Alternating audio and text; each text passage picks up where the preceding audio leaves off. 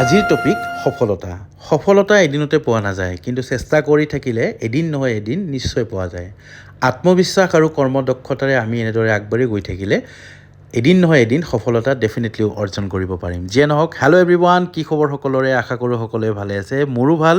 ৰাতিপুৱা শুই উঠি ফ্ৰেছ হৈ ব্ৰেকফাষ্ট কৰি আহি গ'লোঁ অনুষ্ঠানলৈ, যিহেতু আমাৰ অনুষ্ঠান হৈ আছে।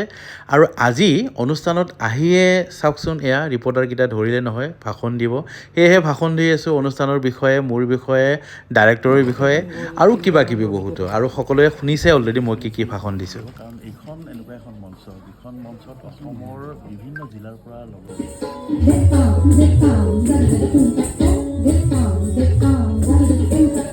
আৰু এয়া আমাৰ সকলোৰে মৰমৰ ৰাজুদা ষ্টুডিঅ'ত পাৰফৰ্ম কৰি আছে আৰু তেওঁ ভিডিঅ' কৰি আছে। কি সুবিধা এওঁলোকৰ, ব্ৰেড বুল খাই খাই। ৱাও!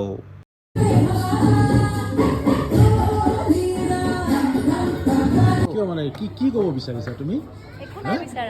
তুমি যে ক'লা ভিডিঅ'টো মোক দিব নালাগে, কাৰণটো কি বাৰু? কি কোৱাচোন?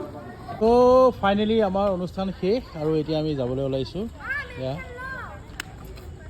এয়া আমাৰ লাজুকী লতা, হাঁহি চাওক, ৰাতিপুৱা অহাৰ পৰা ফোনটো লৈয়ে ব্যস্ত হৈ থাকে।